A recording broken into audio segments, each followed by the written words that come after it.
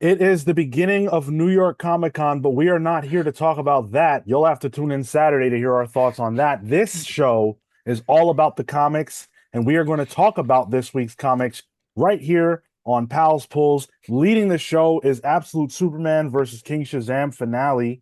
What a showdown that was. And we've got a bunch of other books on tap, including the aforementioned Absolute Superman 21, Absolute Wonder Woman 22, The Flash 35, Superman 40, Action Comics 1100, Odin number 3, and you guys wouldn't shut the fuck up about it. So Terminal number 1.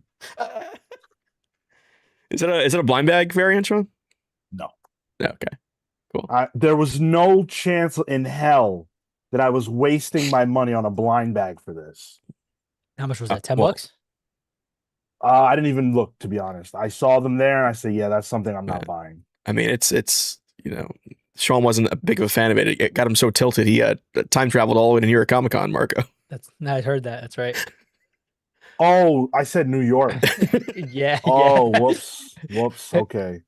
That's fine. That's the important one. The one that will be at. The one that matters. Right? That's how excited. Yes. That's how excited we are. The hype is felt now for later. Exactly. It's definitely not FOMO. Definitely not. There's Sean, definitely. I didn't know. Cheers, bud. Cheers, Tyler. Oh, shit. Thought, yeah, you put the call out. You set up the bat signal. Yeah, don't worry, I got a backup too. Hey, mine's in the fridge.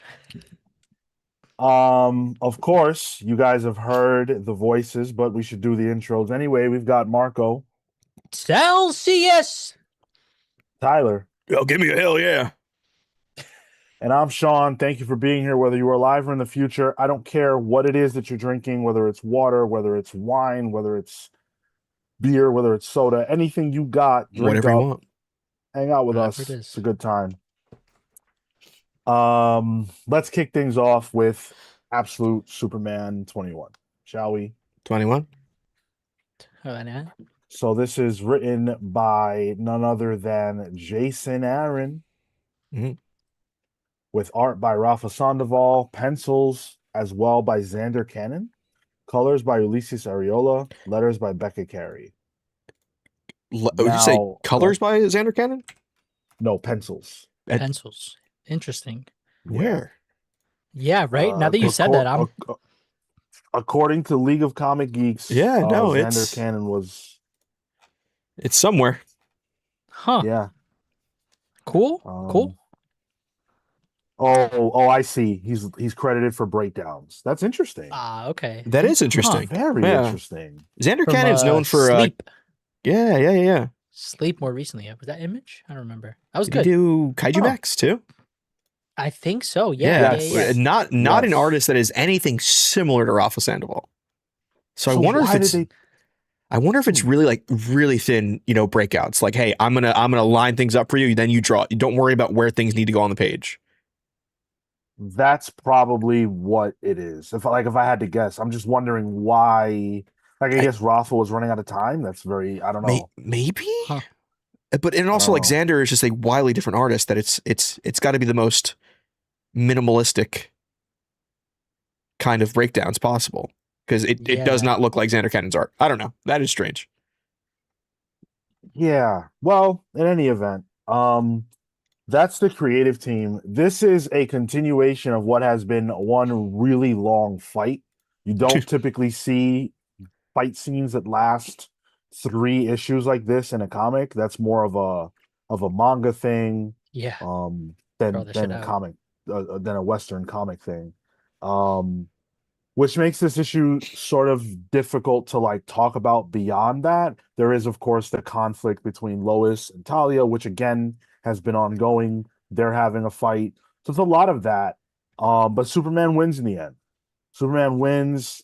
And I guess you could even more say, like, not that he wins, but Shazam loses because he fucks himself up and says the one word that we all know Shazam should never say. And oh no, did he get canceled? One of the words you should never say. Oh, got it. Well, the one Shazam shouldn't say. Right. I'm not gonna tell him he can't say anything, but he probably shouldn't say Shazam. Sure, That's all I sure. know. That He, was a he, him, good. he himself does not have the Shazam pass. Right, Yeah. Can't do it. right. Not allowed. Nope, nope. You become a baby. Um, Imagine there's a word that you can say that just turns you into a scrawny slave infant. Like it makes Shazam sound like the worst power set ever. Like one slip of the tongue. Whoops. And it's funny. Superman uses a mix-a-plitlick tactic here for Shazam. The two characters that cannot say their yeah, names. yeah. hmm Hmm. Which I liked. This was my pick of the week. Whoa, Oh. interesting. Yeah, this was my I- pick of the week. I have been hot on this series since the word go, and I've gotten hotter, and I loved this finale. I will admit up front, this is a good, not great week for me. Mm. A lot of Okay. good stuff, not a lot of great stuff. And comic books are in general. Uh, in general, it'd be worse. So Oh, we'll geez. say Okay. comics. All right, cool. All right, we're in a better spot then.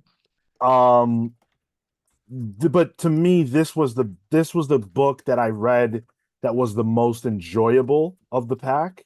I had fun watching this fight scene play out. I liked getting to the end of the arc. It does give us concluding moments for some of the things that this book has been busy with for quite a while at this point. The Lois and Talia deal has been going on. I mean, how long has Lois wanted her dead? Vice versa. Sure.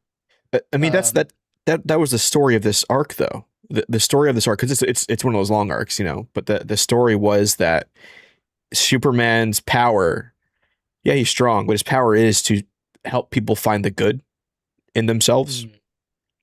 mm, He does that for Hawkman to an extent, even though Hawkman's on a space bender at the end of this. But Hawkman does do things that are heroic in this compared to what we saw him do in Absolute Evil. Yeah. He did the same for Ra's al Ghul, turned him good essentially, and even got rid of Lois's bloodlust by the end of this. So like that's the story is that, and even tries to like find it in King Shazam, even though like he doesn't quite crack it, but the attempt is there. It's strange. It's strange. It's like the only one it doesn't work on is Jimmy, which which I'm allegedly he missed though. So wait. What do you mean he missed? because he was Oh, aiming he for hit the he hit head. the he hit the shin. Yeah, yeah, yeah. Right. Yeah. So But still, even that, I was like, oh, that is interesting. I wonder. That feels like purposeful, to show us how he turns everyone good, except maybe. I mean, maybe there is a Jimmy that would have shot him in the head. So maybe this is Jimmy being good. But I think that's what we're supposed to get from that. sure, Yeah. sure. Because I definitely think he would have popped a cap in her head, not her fucking shin, a few issues ago. Yeah, Jimmy Olsen, known for popping a cap in someone. well known for it. In the in absolute fact. universe, this motherfucker don't play. The Omega Men live. We got absolute Suge Knight over here. I think because this is such a fight heavy issue, the way that I was thinking about it is how well did it pace that out? How well did the moments where we get a big bombastic scene and then cut to another section with Lois and uh, with Talia, how did that work? How did that feel? So for me, that the flow of all of this felt good.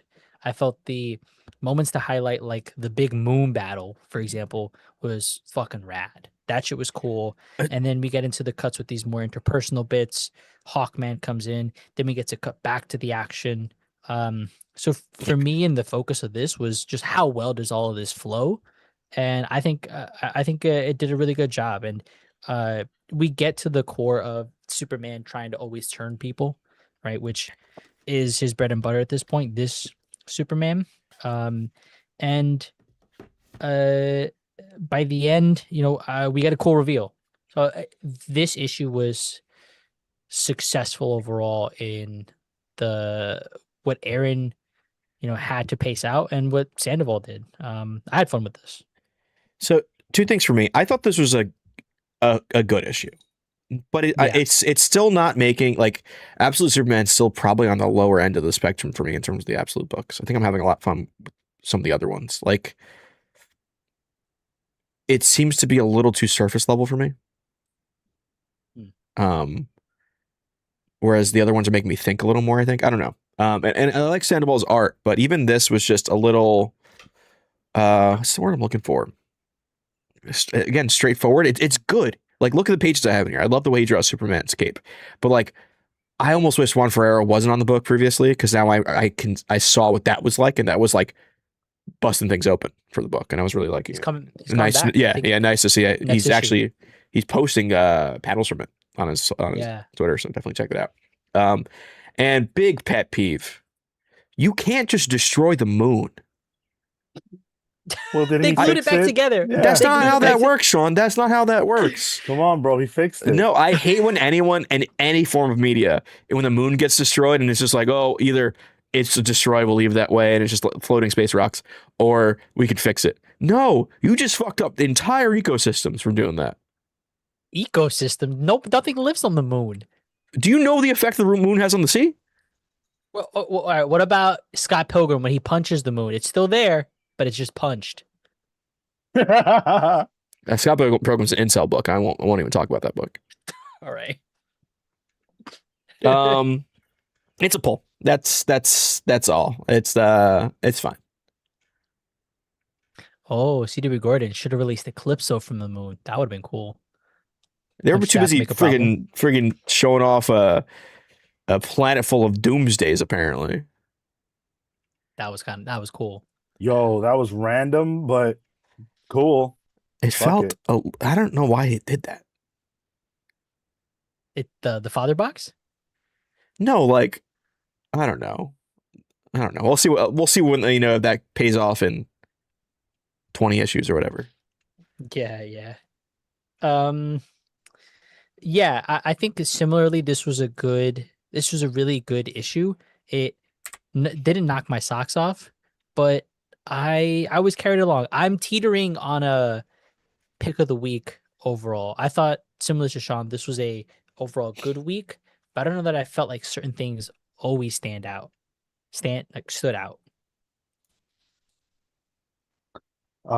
Pick of the week for me. Still a pull, but I think it was the weakest pull out of all three of you. Yeah, I'm a pull. Oh, is it pick of the week? I gotta think on that one. No, Fair it's. I know what your pick of the week is, Marco. And you think you know, but I still that's You probably think the you one know, that but I'm you don't. teetering on. Okay, what are you? No. Developing Diablo video games? I think it's the one that I'm teetering on. I think. Let's do teetering. Hey, Entertain me with the 18 months at the VI Pal tier. Thank you so much for that.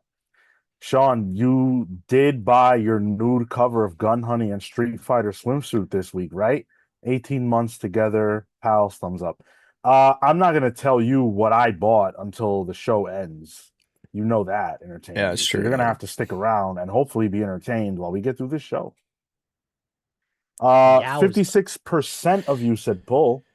Didn't Okay. buy or read Oh, or trade waiting is 32%. 6% pass, 6% pick of the week. Whoa, that's a new trade weight. Okay, I like it. Marco, you typed those up, don't you? I did this one. Oh, you did Yeah, this one. yeah. Okay, all Yeah, right. he did. I was like, Marco, you can't fucking kayfabe my ass. Surprised at my own poll. You would do that type of shit. Just play it off. Hey, sometimes I'm surprised at my own poll as well. So Whoa. Wow. Hey, this Saturday we're gonna be talking about all the big New York Comic Con announcements. Or You did it God again. damn it, Did it again. San Diego Comic Con announcements. I am sorry. I believe that's an old wooden ship from the Civil War era. Huh?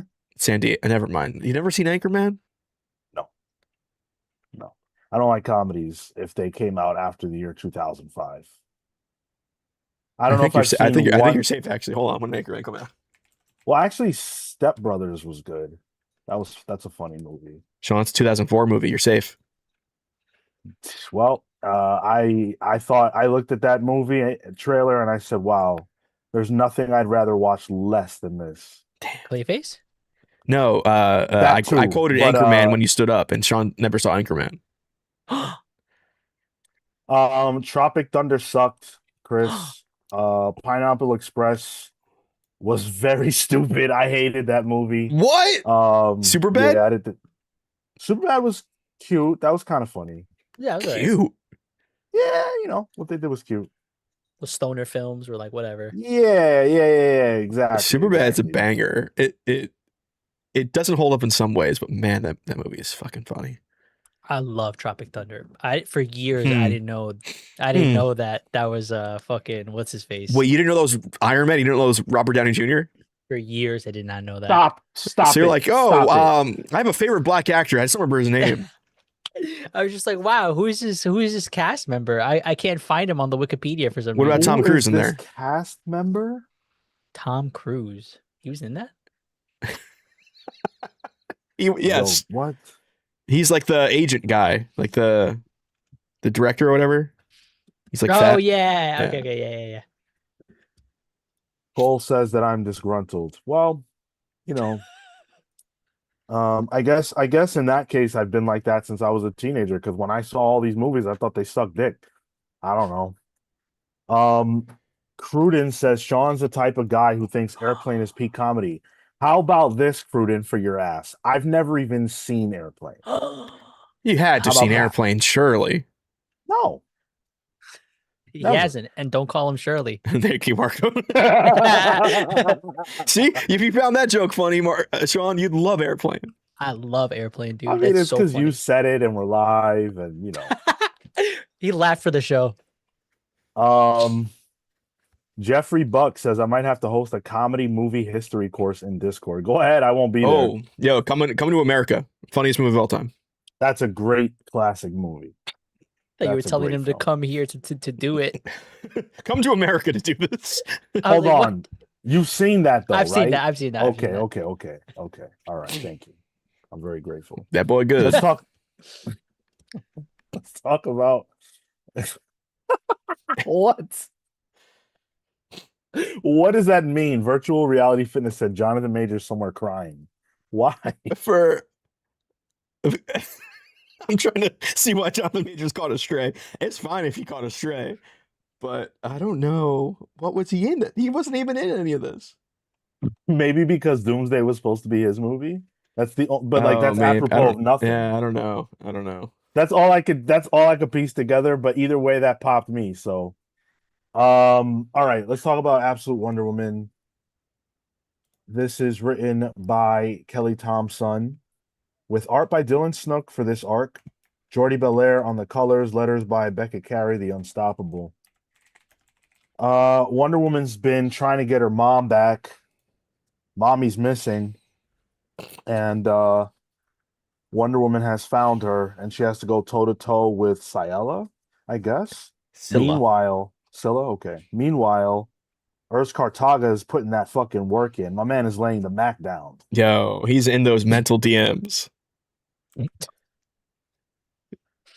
Dude, he is. I didn't think about it that way. He is. He did the reverse really psychology too. He's like, I know you're smart. Yo, let me tell you the pro. truth. Let me tell you the truth. You can learn a thing or two from Urs Cartaga, man. I'm telling you what. Oh shit. So yeah, that's really what this issue is built around. It's these two key elements. Wonder Woman kind of we've seen her almost out of herself, almost out of her normal behavior, trying to get her mom back, which makes all the sense in the world. And while she's doing that and finding her mother, we are also giving birth to Cheetah. And well, Kelly Thompson. Okay, all right, cool. Barbara Ann Minerva is going through some shit right now. She fell into the thrall of a god, and who can blame her? Yeah, Tyler, what'd you think of this? So I liked this. I didn't love it.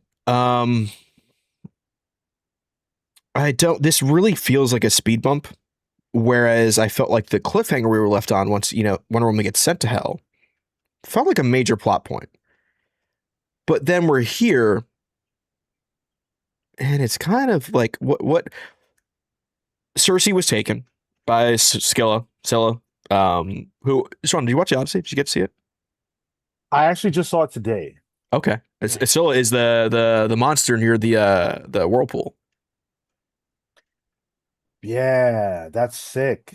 So Wow. there's like, and then Cersei's in this. So there's, if you Odyssey fans are out here, check this book out. But so Cersei's tanking by that, and it just feels like, okay, by the end of this, Wonder Woman's in hell with her mother. Why do we need the whole rescue part of it? Besides, I guess the major plot point here is that Wonder Woman ties her soul to her mother. So now, whatever anything happens to Wonder Woman, that affects Cersei and vice versa. I think that's the revelation in here. But it doesn't really feel like there's much momentum. Like we're back to square one with their relationship.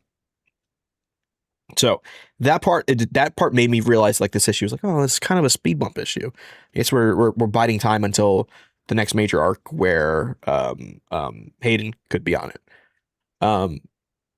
That being said, I think the Cheetah stuff is phenomenal. And I think Dylan Snook's art, as much as I love his Diana, like I love how Diana's nose is just straight down.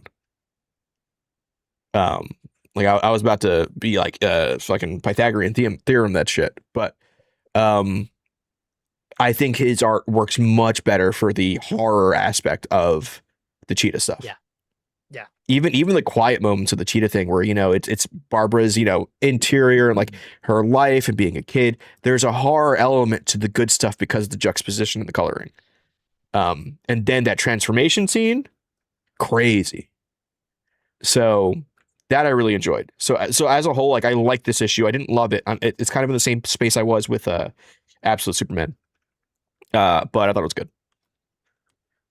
I'm in a similar boat. I wasn't blown away by this. I think it's an improvement from the last issue from an art perspective because I think we get to do more here from an action sequence standpoint.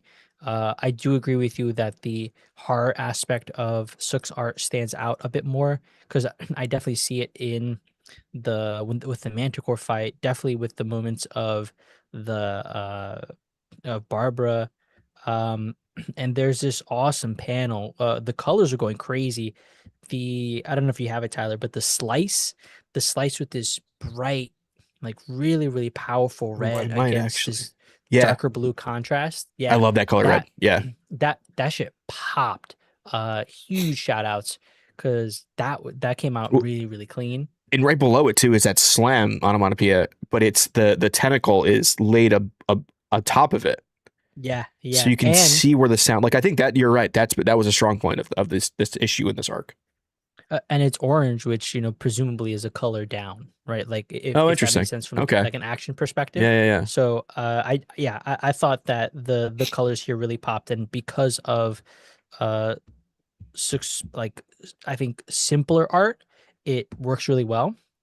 Um, but yeah, I think mostly set up for uh this was mostly set up for Cheetah, and the actual aspect where Diana is trying to save her mom.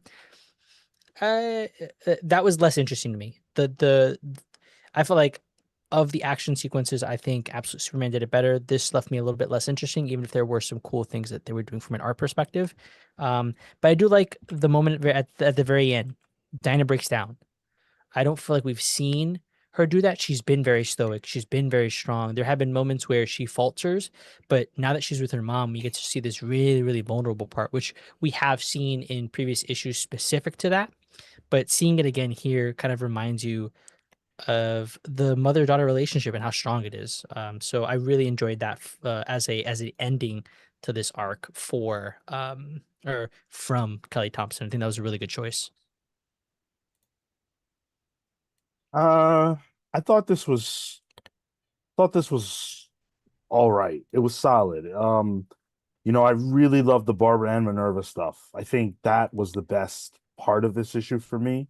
There's a character that I have an affinity for. You guys know that. And so seeing her going through this, becoming the cheetah, is very interesting to me. And, we don't necessarily know how that's going to play out. The assumption, of course, is she's going to be bad. That makes all the sense in the world, Mhm. but maybe not. She may not be. And so there's intrigue there. I like that. Well, Yeah. there's also the fact that Wonder Woman, we found out, has the proclivity to make the people around her like her, like magically.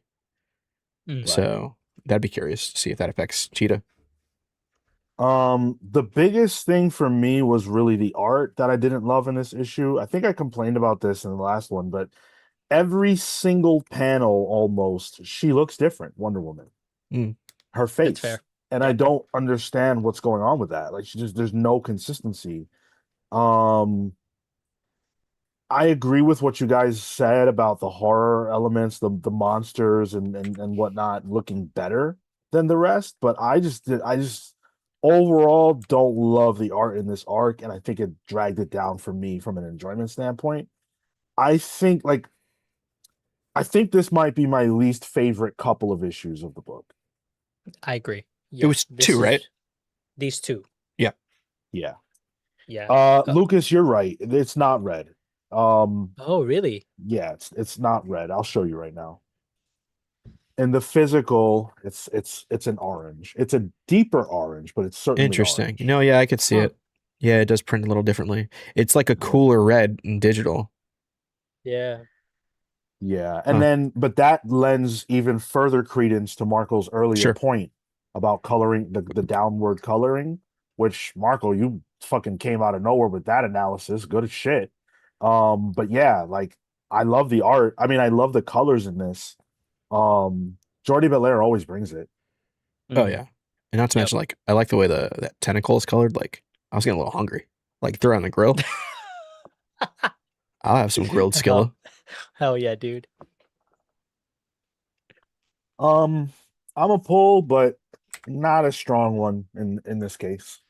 I agree. Yeah, pull, but definitely the weakest of all of I think Wonder Woman pulls so far, which is probably saying something that we're 22 issues in, and now I feel like is the weakest we've hit. But even then, it's a pull. Well, you don't even have to feel that bad for too long either, because next issue is back to Hayden. Let's fucking go, dude. All Oh yeah. respect So, to Sook, but and I think that's when remember where Heroes Con, like we found out Wonder Woman's getting like a new weapon or something like that, some kind of like sword. So, hell yeah, Time to armor up, get new we'll be back weapons to and shit. peak soon. Yep. oh, I've been saying Sook, Snook. Sorry. Sook is later on when we Um, get to Action Comics. you guys largely seem to have agreed. Pull 64%. Didn't buy read or your trade waiting 26%. Pick of the week 6%, which is a lower number than I think we typically see for this book. And pass is 4%, which is a really nice small number. Yeah. Munster makes a great point. Absolute books usually keep the colorist even on filler artist issues, which is nice. That's true. Yeah, that's a really good point. Oh, interesting. It helps for the consistency, I think. Yeah. Huh. It's weird. The next issue is Jordy's not credited. It's just Hayden across the board. Does Hayden color their own stuff? No, because then the following No. issue is Jordy's credited. Yeah, it must just be that This issue. probably, yeah, it will just, it's Yeah. probably one of those things where like it doesn't really get updated till like the credits page comes out. Yeah. Okay. DC Crane, I've never seen My Cousin Vinny. Sorry. You guys can throw out tons of movies, and I probably haven't seen them if they're comedies. Jackass.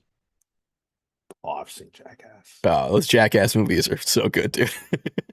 Dude, you know, if you guys are on the fucking Patreon, you've heard my story of how Jackass 2.5 was a factor in one of the funnier slash worst Yeah, moments of my yeah, life. yeah. Man, Um, I joined the Discord chat yesterday where Volt was getting asked all these Fed questions. So join the Discord, guys. Well, some fun stuff happens there. There was people Wacky. on Discord like by the time I got out of work at 5 till after I went to sleep. Like there were still people in there by the time I went to sleep. Yeah. Yeah. Active. Like the voice chat channel sometimes has like 10 hours on average of active people. I Insane. could check that stat actually. I'm pretty sure I could check what that stat looks like. Oh, you're a numbers guy. Well, one thing I'll say about that is you guys are great about coming and clearing out and coming and listening to the show while we're live. I do appreciate that. That's very nice. All right. Let's get into the Flash. Flash 35, Ryan North, Gavin Guidry, Adriano Lucas on the colors, Buddy Bedoin on the letters. Um, we've been in we're still in the same arc. Um, but this time around, the Flash is facing off with Heatwave. Mhm. He's the sort of special guest villain, I guess you could say. But very quickly it becomes clear that maybe Heatwave and Flash shouldn't be fighting. Maybe Heatwave is not doing something bad. He was just like he found a sunken ship or whatever and was just trying to find what he could salvage from it. Flash stops him from doing that, but he realizes that his powers, his new flashes of insight, he can do even more with them. So he spends the bulk of this issue trying to figure out what more he can do. There's a funny sequence that features Boomerang, Captain Boomerang, Of course. and we get a tease that Flash is going to be heading elsewhere, namely Metropolis, to try out his power set. Mark, how'd you feel about Flash? I've been down on this series, especially as Ryan North has picked up. This was actually the first issue that I really enjoyed. I felt like the comedy connected a lot more, and I Mm. think the gel between North and Gavin here, it feels a lot more slapstick.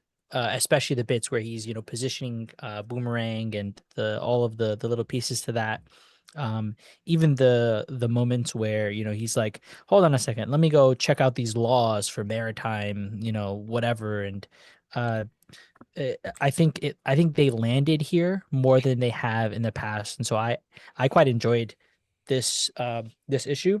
And uh, one thing that by the end of this that I'm having a little trouble squaring how I feel, but Wally feels kind of not pretentious, but he's very like self-absorbed. He's like, I'm solving all the crime here. Now let me go figure it out in Metropolis. And there's the moment where uh he's uh he's sort of explaining how he's figured it out. The whole day crime has been stopped, and it feels like this undercurrent of foreshadowing, which I appreciate. But it's making me uh I'm kind of a little annoyed at Wally, and for what it's worth, North's making me feel something, so I'll give him that. Um, but I'm not finding myself being like, oh, this is like a cool hero. If anything, the Wally of it all is permeating through the Flash more than the Flash is the lead, if that makes sense. To that I counter, welcome to Wally West. Is that a thing? Barry's your guy. I think that's safe to say, right? Out of the Um, flashes you've read, you've probably read more Barry. Not even what Wally was Oh, again, size. I guess you've only read the previous. Yeah, yeah. So That's true. like, I guess. Okay, that's fair. and But there he's all fucking mopey and shit. I think this is. I think that, like North has a real good voice for Wally. Wally is always the more Spider-Man-y of the two. Like sure Barry is in a way because Barry has the Mm, science that's built in, but Wally was always kind of like this, and I think that for me this tracks for Wally a lot, and that's actually one of the things I like about this book. I like that Wally he's not in over his head. He figures things out, but he doesn't figure it out in the best way possible. He's not Barry, where Barry can find a science problem to something. Throughout this run, like Wally is just figuring out how to line pens together to do a Rube Goldberg to knock down Captain Boomerang. It's goofy stuff. He's not the smartest guy ever, but he's confident, and that's why I like Wally, because sometimes that bites him in the ass, and that's probably what's going to happen. Um, and that I like. So I think that tracks for me. Because Wally was my Flash first. So mm, this feels a lot like that. Um, I think Gavin did a great job here. There's yeah. a lot of double page spreads here that I have not figured out the logistics and showing properly on the stream. But he might have showed us one of those double page spreads at Heroes Con, whatever. But it was really cool to see that one that is the panels are in the shape of the Flash. And little insight for you guys, for the listeners, there, one of the panels inside that is Gavin and his family. Yeah. And right above it is the Pride and Prejudice movie, which I think he said is a movie he saw with his wife, when they Yes. first started, were together. So like I love like that adds to it, which isn't fair because not everyone knows that, but like that really adds to it for me because Wally's like the family guy too.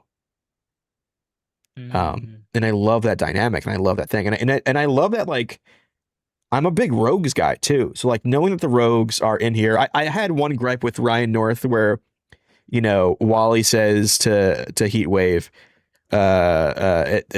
this isn't a crime, but attempted murder is. Heatwave will not try to kill you. The rogues they have like a no kill rule. So I didn't like the phrasing of that, but I am super nitpicking at that point. And I love the fact that, he finds the good in Heatwave, or at least the human in Heatwave. Maybe not the good, but the human in him, to know like he was trying something, even though he's a bit of a screw up. Because Wally's kind of the same way. So yeah, I really enjoyed this issue. I thought this was solid. Another book that I thought was good, not great. I need them to turn up the heat.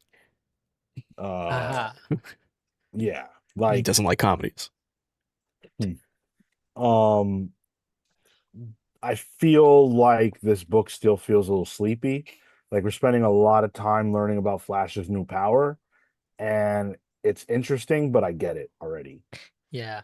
And I don't need to continue to explore that so focused.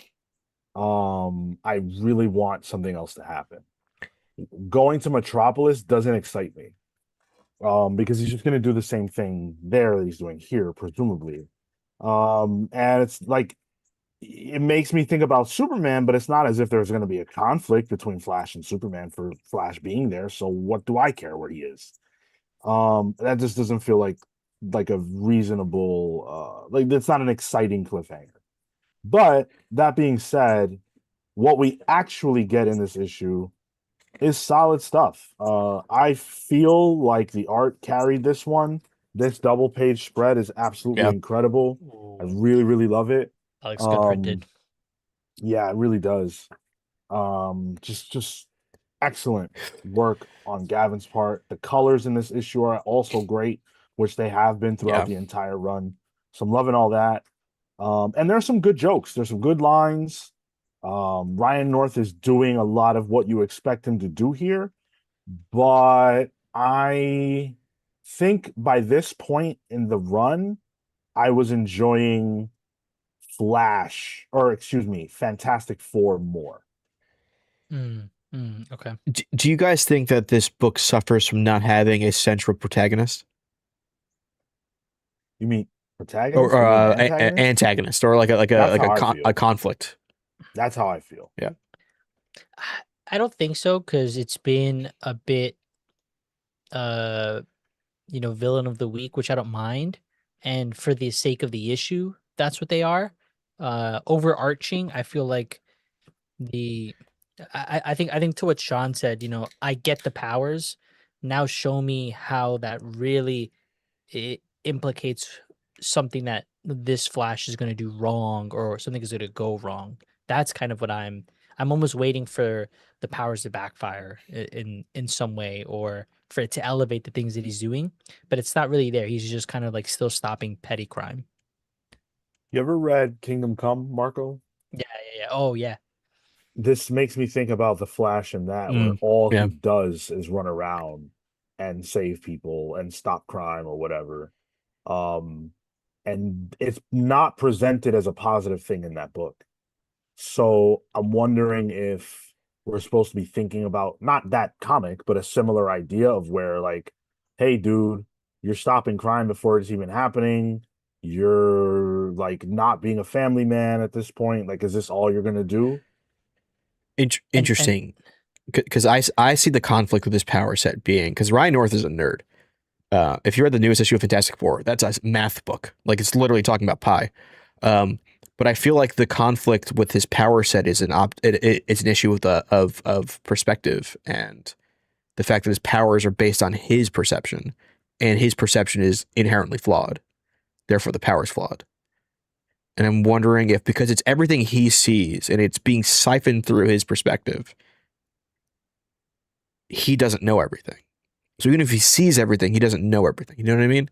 So like that's where I can see the flaw in that power set. But presumably that's what this issue set out to solve, is that he is seeing everybody. And so Right. now he has all the information to, at the very least, more accurately predict the next set of seconds or minutes within this space he has, which is Central City. But what I'm thinking or what I'm hoping the conversation becomes is it right for you to stop crime or stop events that haven't happened? Which I thought was could be the more interesting question. Sure. But that didn't play out, because then he's like, let's go do this in Metropolis. Yeah.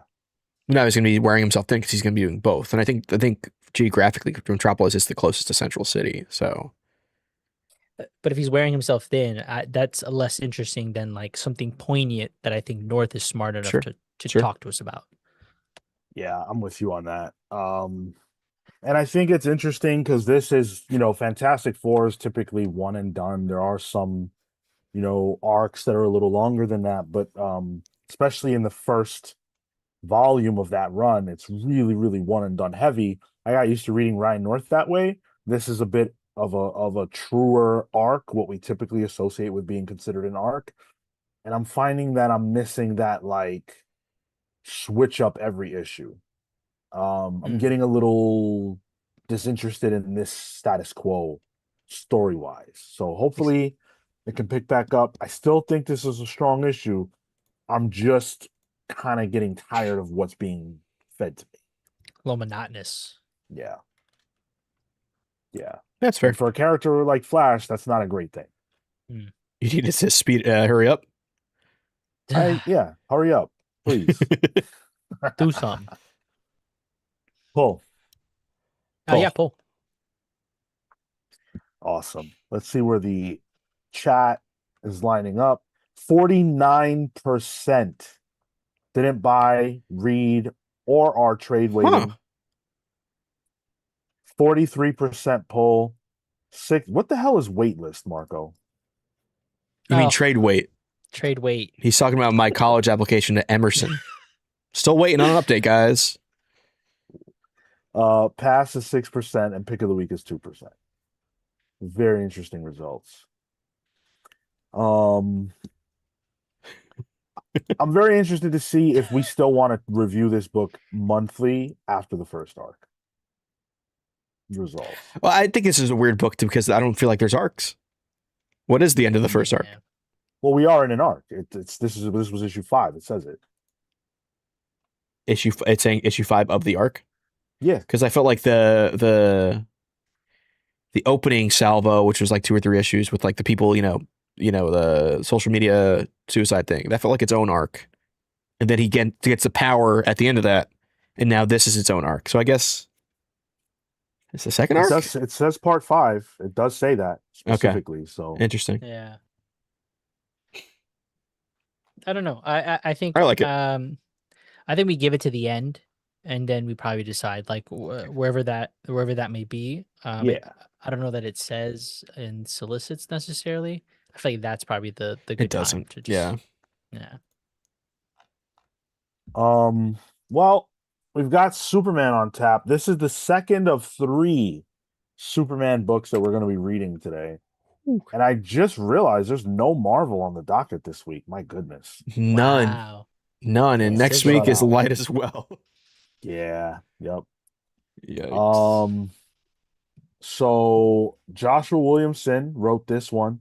Dan Moore on the art, Alejandro Sanchez colors, and Ariana Mayer on the letters. Superboy Prime, has been in a battle with Manchester Black that is spanning continuity. It's spanning, different eras in DC's history. It's spanning animation. It's spanning reality. That's all that's going on here. And this arc, or this issue in particular, has a lot go on. Superboy's Prime's secret identity is revealed to his coworkers. It appears that Manchester Black has the upper hand and can't be defeated. Prime leans on continuity and his knowledge of it to defeat Manchester Black in probably the funniest moment of the week in terms of comics. And we get an unfortunate and frankly early end to what has been a very enjoyable time with Superboy Prime. This was not only my pick of the week, this might be my arc of the year. Hmm. Wow. Hmm. I absolutely love this. It finally gave one of my favorite characters in Superboy Prime, who has always been a side character. Williamson, I think, had that same love for this character that I have and really reinvented him here. Simultaneously, Dan Mora is probably doing career arc with this arc because he's having fun. He's doing weird shit. He's playing with word balloons and text bubbles and all of that. And I think this is the most compelling that Joshua Williamson's Superman run has been this arc. And then I think they land it so well. And the summation that comes in here that Superboy Prime is his story can be told as the same story that comic books is, and the idea that like every Wednesday is a chance for something new. And that's the idea of Superboy Prime. It's that idea of like that he can change, he can be something new if he just tries. I really like that, and I found that super compelling, and I loved this turn for the character, and I love that he didn't do the obvious. He teased it, sure, the heel turn for Superboy Prime, but he didn't do it, and I think that was also great. Um, yeah, I loved it. I thought this was my favorite thing in a long time. This was also my pick of the week. This is the one I was There we teetering go. on. Yeah, Yeah. I but it's one of those where I really see the craft that's being put in from Dan and from Williamson. And it's interesting because this is somebody who really knows the character and is really familiar with the character and what the bounds of what is possible can do. And I think that started off as a novelty, which made it really, really impressive because of all the things that Williamson was able to do from a emotional perspective. I think this this book for the fight with Manchester Black got very like technical in that, oh, I can make a word balloon, a person that you have to fight against. I can do the read my word balloon kind of thing. I can make the bounds of continuity in comics come out and be represented in this way. And um that that felt like the right way to go about it, but it didn't knock my socks off in the same way as it has been because some of that novelty now is no longer there, and so this felt very just apropos, which isn't a knock on the book necessarily, but I was surprised at how it made my enjoyment of the book kind of like, oh yeah, this is what you do with this character, and this all kind of makes sense. And yeah, I see the Justice League and that classic cover, and I see the New 52 back there. You're pulling from a lot of like, um, it felt like leaning on a lot of just like cameo moments now, and less some of the emotional bits until we get to that very end where uh, Prime talks to us and we we get a moment to say goodbye. We get a moment to like really reflect on what we've seen here, and even the moments where he's talking to his baddie, where he's just like, hey man, I did some bad things, but I'm glad everybody was here, and I really appreciate this lesson that you taught me. And now we're trying to wrap all of this up with some more conflicts here with Connor. So um yeah, I did really enjoy it. Um and this got into a place from an art perspective, from a creation perspective, but it still managed to deliver on the heart, and I really appreciate that. Yeah, this is another case of good, not great for me because I think what Marco said about the lack of novelty really struck me this time around, where it's like, man, I like what's happening, but the dialogue is just so like overwhelming me with like the references, like it's been in every single issue.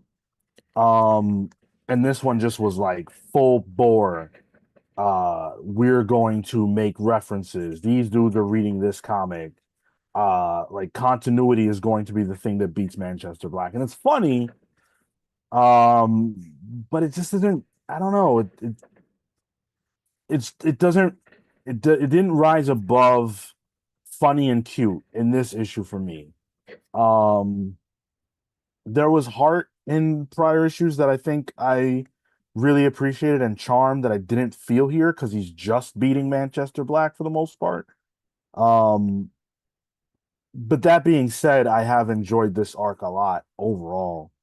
And I am excited for the idea that we may get more down the road. I don't know if it'll be the same creative team, although it'd be great if it was because oh my God, fucking Dan Mora killed this. Yeah. Um, but yeah, this was solid. It was certainly wasn't my pick of the week, but I had fun.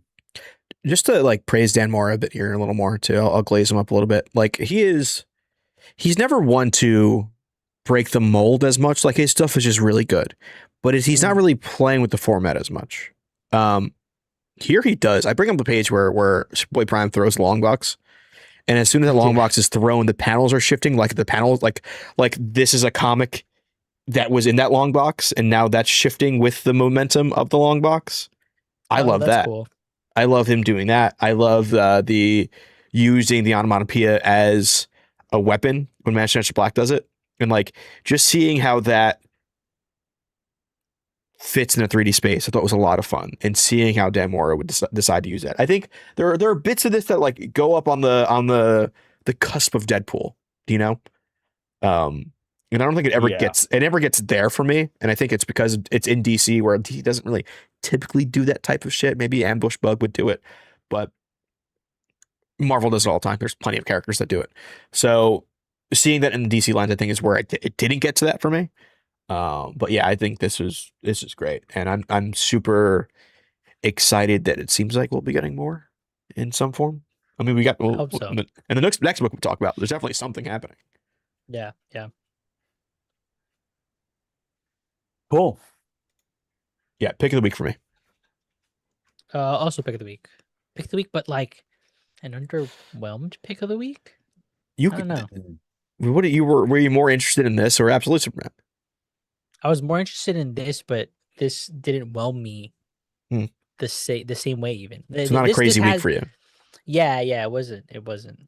But I did enjoy the majority of everything we read. Okay, I'm curious as to what you didn't enjoy because I'm in a similar space, but I'm curious as to what if we didn't enjoy the same books. We'll get there. Superman pick of the week 45%. Pull 26%. Didn't buy, read, trade weight 25%. Pass 4%. Yeah. Okay. If you want to give your own self the continuity stare that Superboy Prime does, look up this issue on League Comic Geeks and then scroll down through all the appearances by characters. Oh, there's God. about 7 flashes that I guess appear in this book. Somebody went in and looked at every single cameo and did some work. Wild. Swampy Head 17 with the 5 spot. Thank you. Super chats are open if you guys feel like contributing. Sean, please tell me you've seen Black Dynamite. Swampy Head, you might want your money back because I have not. Not only have I not seen it, I don't know who's in it.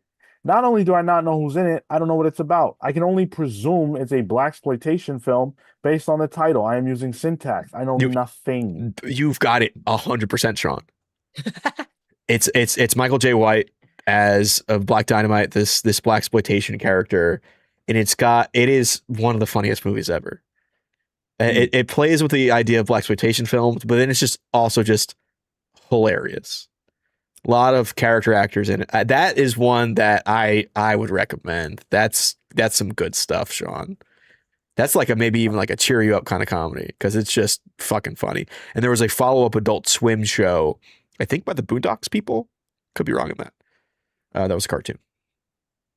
I like Michael Jai White, so It's his funniest role. I didn't know he did things other than fucking kill vampires and fight Chuck Norris. And I don't even know if he fought Chuck Norris. Man, it's oh man, it's so good. Wait, Michael Jai White didn't even kill vampires. What do I know him from? Was he in the Mortal Kombat movie? Was he It was Spawn. he was Spawn. Yeah, what the he's fuck Spawn. am I talking about? Jesus You're getting Christ. Wesley Snipe. He's sniping it up. You know what it is? Black people, we I don't know, similar appearances. What am I gonna say?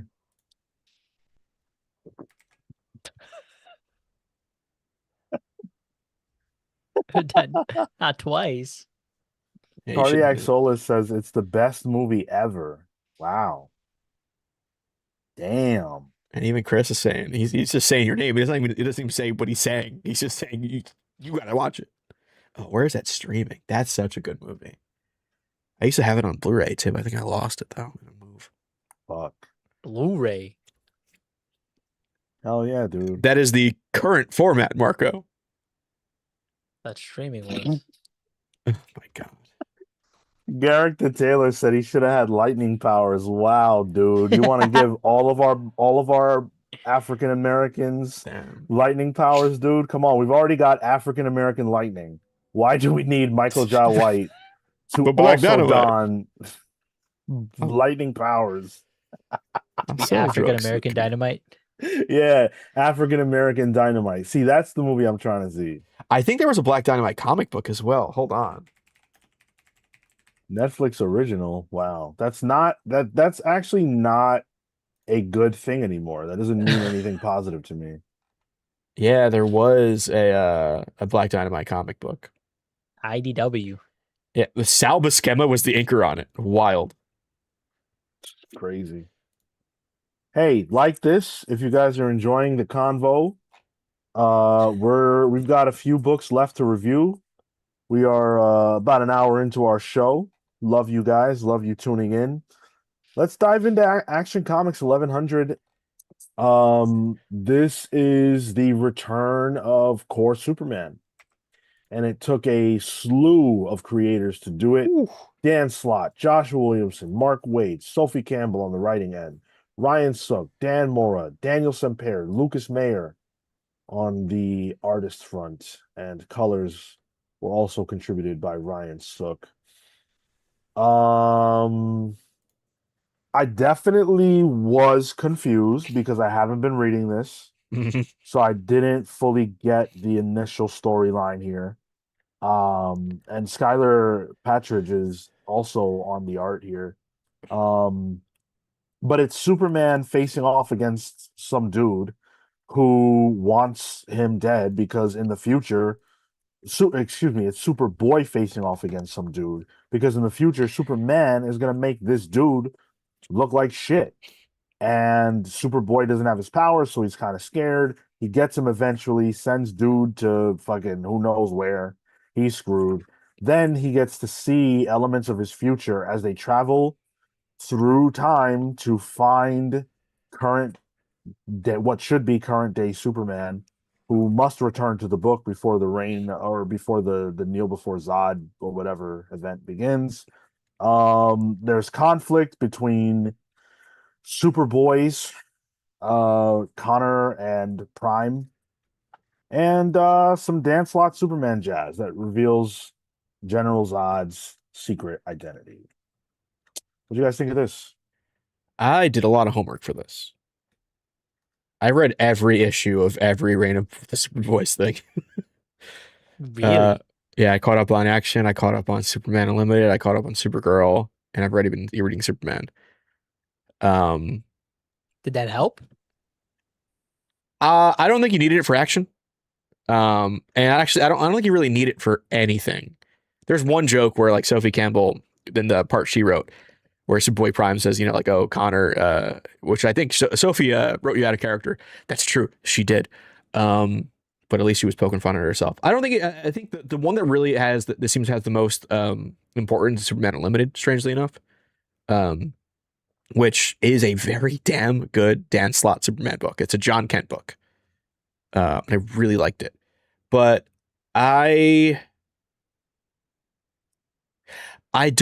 didn't like the middle part of this book. I actually, to be honest, I'm not a big fan of the Action Comics run. I know Mark Waid is on it, and I love Mark Waid. I don't think Skylar Pettridge is the best fit for a book that is set in the past when her art feels very modern. I think the way these characters are drawn feels way too modern for a book that's in the past. Especially with the outfits and clothing. And I did not like how in the middle of this it became an annual or a landmark issue where they have to retell why Superman's the best, and let's have Ryan Sook draw his best of moments and do all of that while Martian Manhunter is complaining that they shouldn't do it. I didn't like that part of it. I didn't like the Superman part of it. The second half, or I guess the last third, maybe that's probably a better way of parsing it out. When we had Dan Mora and we have the kind of a catch up on all of what happened at the Reign of Superboys. I kind of like that. It was Sophie and Dan Mora who are not together on any of the books. And I liked seeing Sophie write these other characters. I think she has a good voice for it. And it was distinctly different than Supergirl. So this is a big, way too much for the too little I've got out of it. I think the cliffhanger it leaves on is interesting, and I am interested for the Reign of Zod or where the hell that new arc is going to be. But yeah, I wasn't the hottest on this. Same. I thought the opening salvo here was fun, seeing a young Superman with sword and shield, kind of in this disadvantaged position. I thought that was well written at the very least. The art was passable. Like I wasn't wowed by it either. But I don't think it didn't necessarily fit.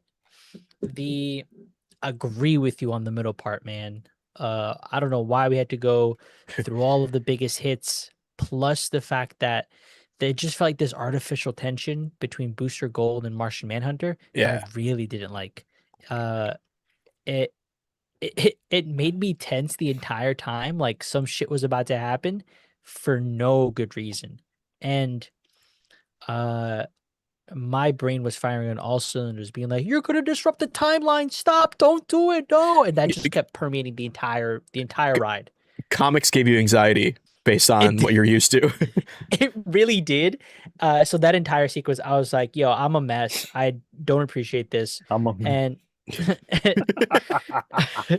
But modern the time stream. Yeah, it's that's how you were feeling the whole time. Yeah. That's all the entire time. And then we do get to see, the rescue of Superman. I thought that was fun at the very least. But yeah, that interaction between Martian Manhunter and Booster Gold was annoying. And the end bit, high key got annoyed when Lois walked through the door and she's like, "Oh, look at this fucking mess." I saw that mess and that shit gave me agita, bro. I was like, what are you people doing? Why you got your shoes on in the house? Again, another just bunch of anxiety. And then finally Prime came in and I did find that was fun. I actually read this before Superman. Yeah. Which didn't really disrupt the flow. Because the only like shared page was the very end page. But outside of that, it was fine. It's funny, like I read Superman first because that was the one I wanted to read the most. And I'm getting into action. I'm like, do I need to catch up? And I looked and I went on League of Comic Geeks and I was like, oh, it's just the finale of Reign of Superboys. I'm like, well, I have Supergirl all downloaded. I have Superman Unlimited all downloaded. Why not? But that was all of yesterday for me.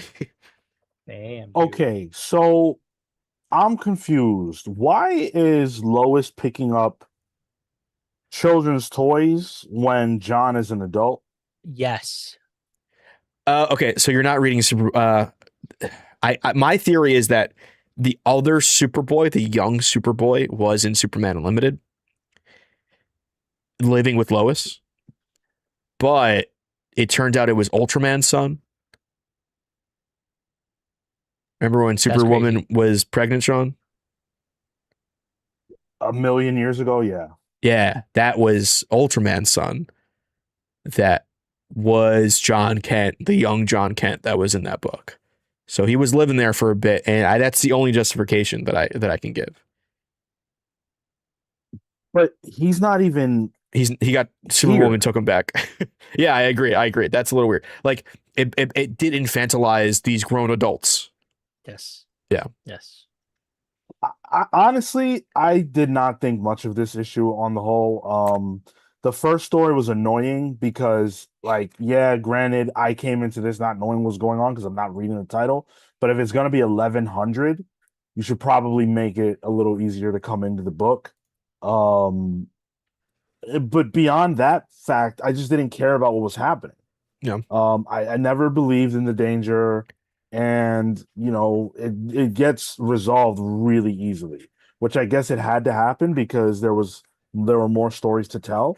But the opening salvo story just didn't have any heat to it for me. And then the second story with Booster, or I guess maybe that's part of the first one, whatever.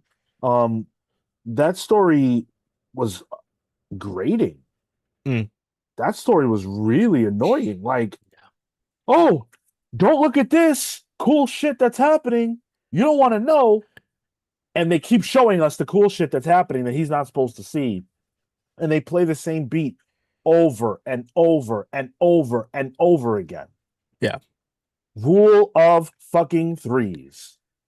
Beyond that, I have struggled a lot with Dan Slott's Superman.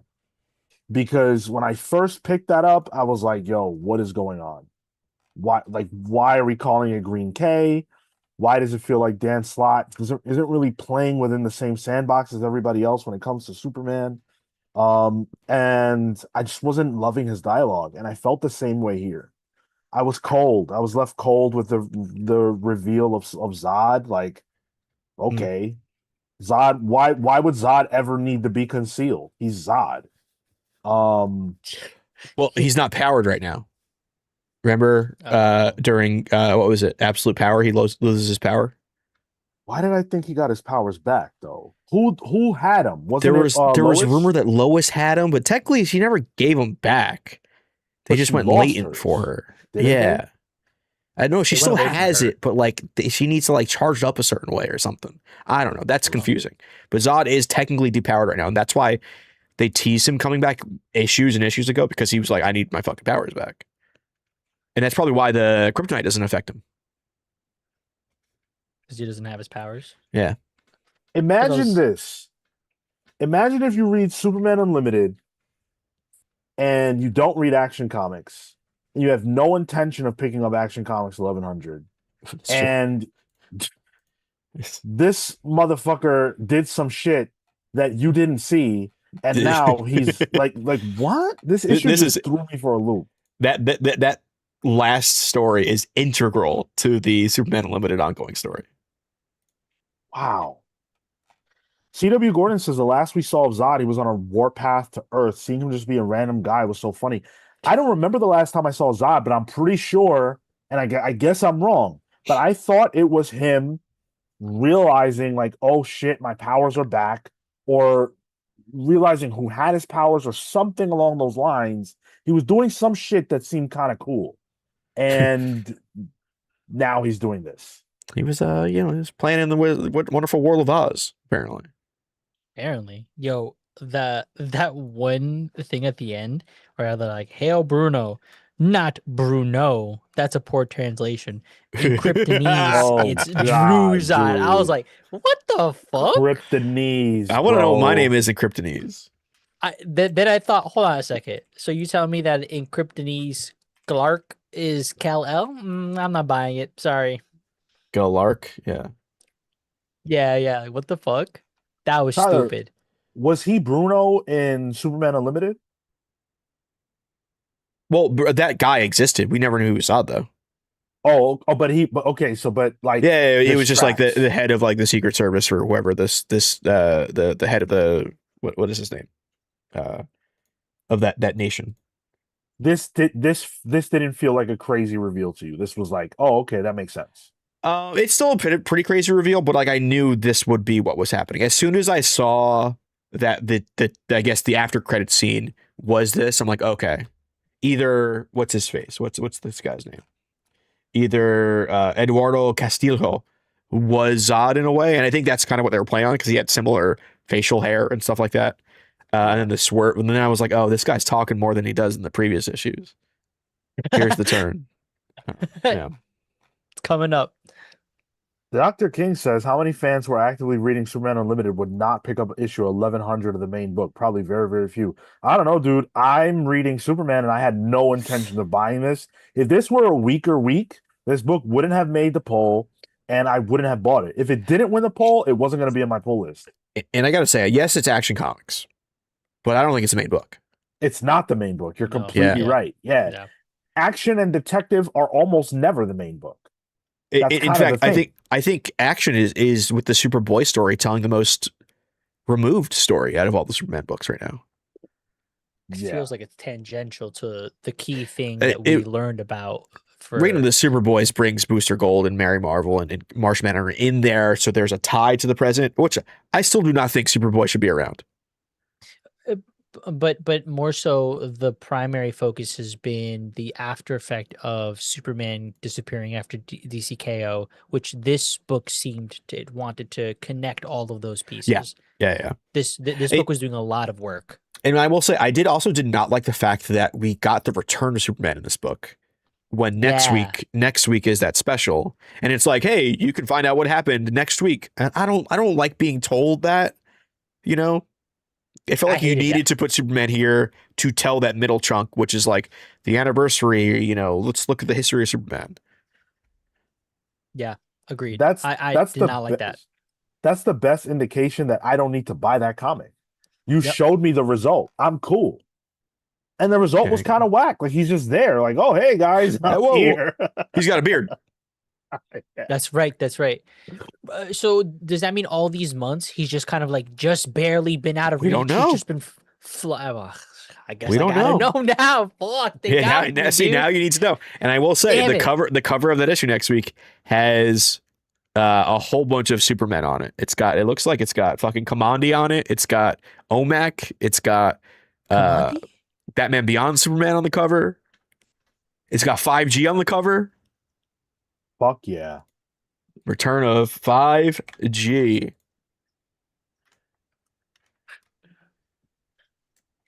All the studies. All studies. Every I will single say last one. the cover though, the variant, and I know Chris picked up the variant. That was the David Tolofsky variant with Lois Lane on it. Might be one of my favorite covers of the year. I think it is a phenomenal cover. Let me see this shit. It's on the stream. Oh, for this issue. This issue, yeah, Action Comics 1100. Oh, that is nice. That is good. David Tolofsky is one of the best variant cover artists right now, I think. Wow, Mark Spears did a variant for Dude. the annual. He's doing a Huh. lot. He's doing a variant for Action Comics next month too. He's doing like a General Zod. Like, okay, I don't understand the Mark Spears monsters. I sort of understand him as a variant artist. There's something there. I don't get the hype. I don't get the hype behind the book itself, and I think it's trading cards in big form, but I kind of get the hype for the variants. Mark Spears is a good artist. Yeah, Like- yeah. I just don't know what interiors will look like for him. Check it out. Mark Spears a beast, and Yeah. everything he's getting right now, he's earning. But I'm a pull. No, I'm not a pull. What am I I'm a saying? pass. I'm a Yeah. pass. I'm a pass as well. Yeah. I'm a pass unless it's this variant. I would probably pick up that variant if I see it in the shop next week. I have Dude, I'm a regrets. pass because like I don't give a shit for what was going on with this. Like, with 70% of this comic, I didn't care. The 3 pages that were relevant were Superboy saving Superman, and I got a little bit more Prime. That's it. 45% of you said pull, didn't buy, read, or your trade waiting. 41% pass 7, and pick of the week is 7. So there you go. Chop Harder Alchemist is here, says, yo, he's like the only person of our crew that's at New York Comic Con. Where are you all at? San Oh, you Diego. got there? San Diego. San dude. Diego. I'm so sorry. I can't get that right tonight. Wow. Yeah, dude. Yeah, he's showing there. Man, there's so many good. Man, I want to be there right now. Yeah, that would be fun. It would be. Can't lie. Next would be fun. year, gotta budget it. I think I would like to cross it off the list. I don't know if I need to be a yearly thing, but I would like to cross it off the list. That's an expensive fucking trip, I mean, though. a little bit, but Nah, bro, I got family out there. We're good. We're good. oh, We're you good. do? Yeah, Oh, you yeah? do. Everyone gets a sofa. Yeah. We're Okay. good. Hold on. We're good. Wait, everyone gets a sofa? Yeah, Everyone at the gets con. a sofa. Yeah. Bro, what kind of family you got over there, man? Oh, These I'm sorry. people I'm are sorry. living like the Cosbys. I'm in a sofa cushion. My bad. Oh, Oh. got it. Yeah. You ever sleep? You ever I got excited. as a kid like sleep over your cousins or like a friend's house and like they didn't give you a blanket, so you have to like improv Use your it. jacket or something. Or like I a remember sweater. I remember I unraveled a newspaper. What that doesn't fit you. Like you're too If you tall. do multiple layers, Multiple pages. I look Your like Lois Lane in sports. this cover actually. Sports and finance. No, Here's the I opinion section. I was not. You want me to wear finance? No way. Fuck the finance section. Prudence says trying to get them press passes. We'll see. You guys haven't heard? What? Oh, well, I mean, Oh, we're still no. talking about San Diego right now, so we're not talking about New York Comic Con. But no, I have not heard. But I reached out and it's still being reviewed. Yeah, doesn't it happen like right at the beginning of August? No, I got my feedback already.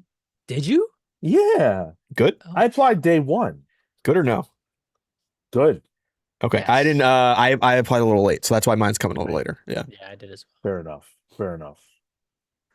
But we should try for Alright. San Diego. That's for sure. If Marco says it makes sense. That's just flight at financially- that point. That's just the flight at that point. It's just flight. Yeah, it's just flight. If you guys are But good, I'm not posting up sleeping like on this, a couch cushion. No, that's not going to work for me. I'm not doing I'll that. sleep in the bathtub. I'm bougie. I ain't sleeping in a fucking bathtub, Tyler. Damn. I need a bed or a couch. Whatever. Okay. A All I know whole is couch. I know BJ and Oh. Chris are also having FOMO for San Diego, so maybe it's a group affair next year. Maybe we could put Pal's, the Avengers together. Pal's house. Hell yeah. Get Chris, get BJ. That'll actually love make it. it a lot more cost effective. Oh, here it Oh, goes. yeah. Here's the numbers guy. We'll definitely have to talk about that. But we have to also talk about Odin, number 3. This is written by James Tynion, allegedly, with Marguerite Bennett. Letizia Cadonici on art, Jordi Belair on the colors, Tom Napolitano on the letters. Okay. Here's what's happening, right? Mhm. Stop me if you've heard this before. There are several people in a situation that's very unfamiliar with them. For them, it's kind of scary, and they're all standing around talking about it. Does that sound familiar to you? Well, if it does, that sounds like almost every James Tynion comic. Unfortunately, this one, Odin, features the least interesting people ever in a fucking James Tynion comic book. I mean, it did something that I've never seen in a comic before. What did it do? Had the most animal dicks I've ever seen in a comic. This issue, Lovely. Marco, did you not see those? Did you read the same book? Yeah, what are you talking about? Multiple. So there's a double page spread here that has okay, so these characters are horrible people. There's all white supremacists and neo-Nazis that are in the Norwegian woods hoping to commune with the gods, including Odin. And as one of them's telling this tale of Loki and some insemination of Loki and the forceful sex of Loki by a stranger. They're showing multiple animal dicks that are all barbed penises. Is that what that was? Those are all barbed penises. And this is, I'm an animal guy. I love animals. So like right away I saw a That duck. sounded crazy. I saw right away I saw a duck dick. I was like, oh, that's a corkscrew penis. That is a duck dick right away. And Dude. I was like, what are they doing here? So it's all, and they're showing the dicks of animals that are all do maybe less than consensual sex What the as fuck? a feature of animals. I thought that I'm like, what the fuck are all of these things? Why does one look like a spider? I don't understand what's going on. Those are all that barbed penises. Yeah. I thought the big reveal Well- of like the undead horse. I thought that all of those things were like parts of it, like a horn or No. a tooth. Well, the undead horse does have a giant, massive dick as well, That I saw. which kills the guy. The guy who's the guy who I guess was arrested for some form of SA gets fucked to death by this horse. This Does comic ain't for me, guys. Oh, I read it as he got fucked to death. Just by thematically, the fact that the horse's dick was visible in every panel that thing is in, and when we see the guy's dead body, his whole crotch is blown out up into his stomach. Oh, you're right. Gotcha. Oh, Okay, yeah. holy shit. Odin number 3 is Mr. Hands the comic.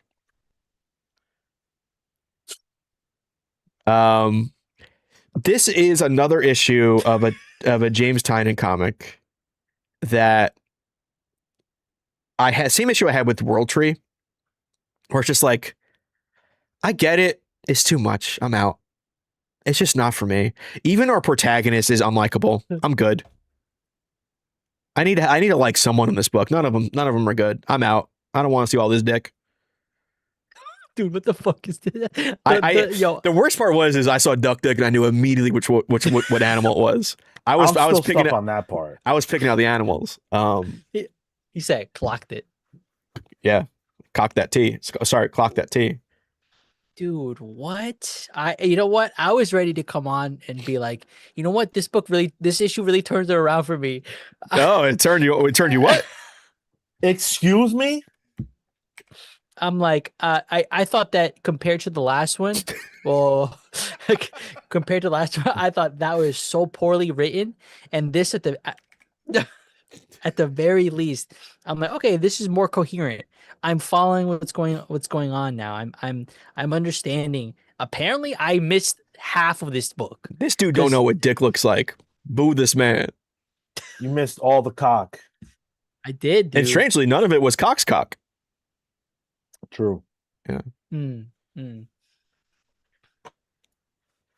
Yo, I don't know what to say.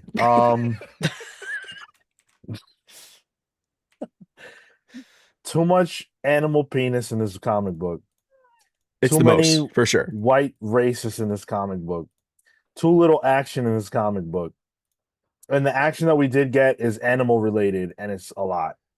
Apparently a guy got fucked to death. That's not cool for me. And nothing has happened in this comic book. I don't know. Other than people getting murdered by animals or otherwise, what is happening in this comic book? The characters aren't really commenting on anything terribly interesting. There's no unbelievably compelling theme. It's just white racists in the fucking winter wonderland they think they want. I don't think I care anymore about that. And how long is this fucking thing? Because by now, 9 issues. Well, I Nine? mean, a duck's 9 penis can issues. usually get between, I think it's like, whoa. Oh. Sorry, you're talking about the issue count. My bad. Yo, 9 issues?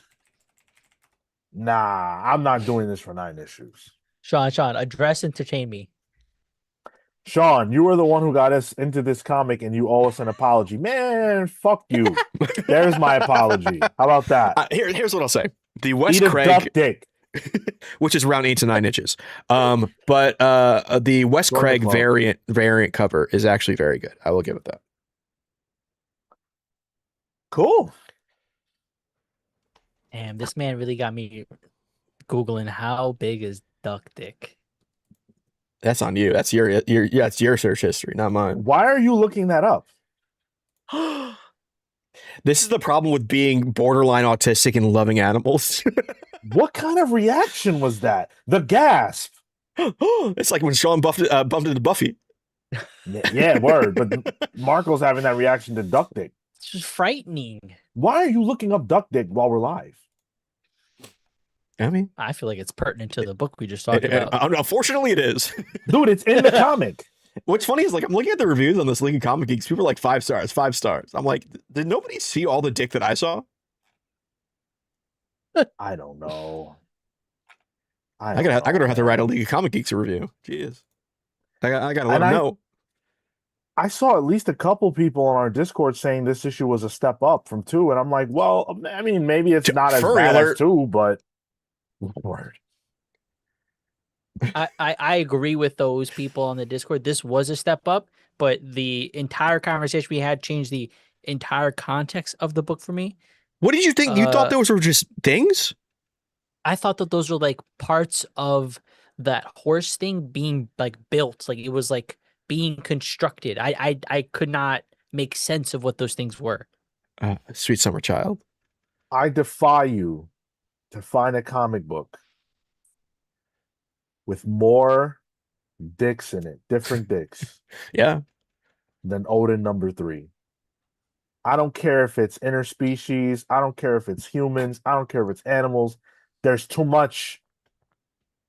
Too much. That's all I know. Lucas Hallmer says, I recommended it. I don't recommend shit. I never recommended this book. I didn't tell you to buy it. I only told you we were reviewing it. What you do with your money is your problem. And guess what? What I do with my money is my problem. And I told myself I wasn't picking this book up anymore. But guess what? Here we fucking are. And I have regrets. Wait, why was it on the show? Because I don't like myself, Tyler. What does that have to do with me? You know what? I'm glad we got the review copy because that's what I used. I paid fucking $3.99 for this, and I was so excited. By the way, Odin #1 was like my fucking pick of the year. It was all of ours. I feel like it was strong. Yeah. Neon Knight says Palace Pulse has new meaning after this. Oh no, my God, dude! Whoa! You're going down a dark path, brother. I got a drink for that. Yeah, seriously, what the hell? Oh, Rodimus Prime Rib, Dick Fight Island. I've read the first volume of that. It's pretty good. Oh my God. Okay. All right. Pass. You know what? Pull. Oh boy, it's a pass for me. Can you believe Marco that, dude? pulling on the duck dick book. All this this whole is a double page spread full of red rockets, and he's pulling this. Can you believe that? Outrageous. Insane. Didn't buy, read, trade weight. What the fuck is this? 51%. Pull 28%. Pass 19%. Pick of the week 2%. Reveal yourself. Chris Covers Comics says they're going to use y'all's praise from issue 1 on the back of the trade. They probably will too, right?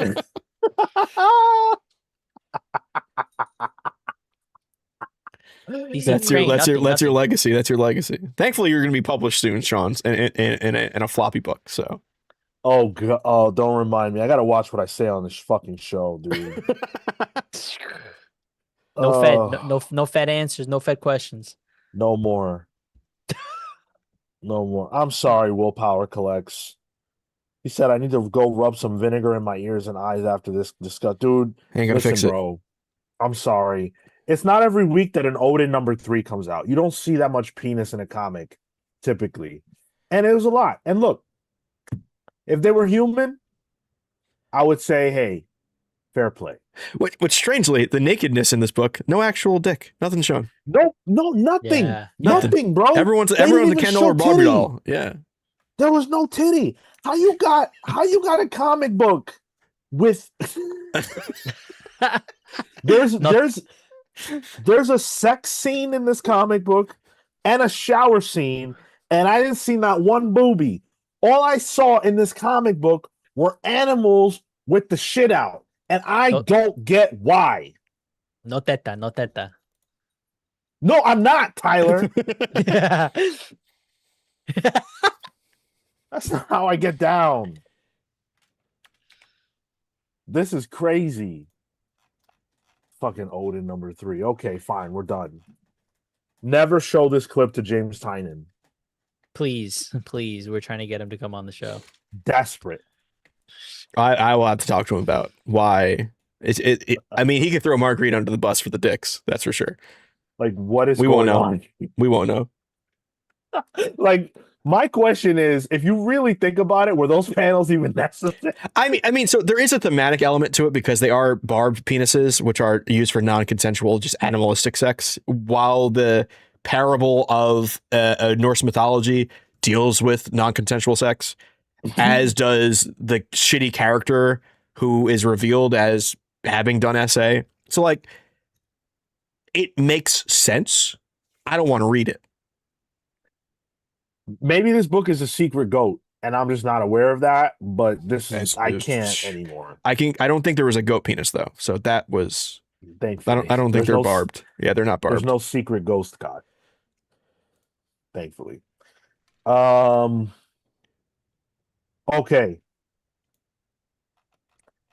You guys hit our chat like crazy to tell us how we fucked up by not including Terminal on the list of books this week. Well, they don't know that I'm the one who does it. And we were like, okay, well, let's just read it. Tyler was going to read it. I was going to check it out anyway. Yeah. Same. Let's just do this. And you guys made such a big deal. Mm-hmm. It's got blind bags. It's got Kirkman. It's got Joe Casey. Did you see in the blind bags they put in an issue 10? Wait, oh really? I saw the issue 2. No, there's also an issue 10 that's ultra rare. Because they've worked up until issue 17. Yeah. That's why. Wow. Yeah. Holy shit. Robert Kirkman, Joe Casey, Andy Kubert, Dave McGagg, and Russ Wooten. I don't even need to tell you what they did in this comic book because you know those names. Yeah. You know what they do. But is what they did good?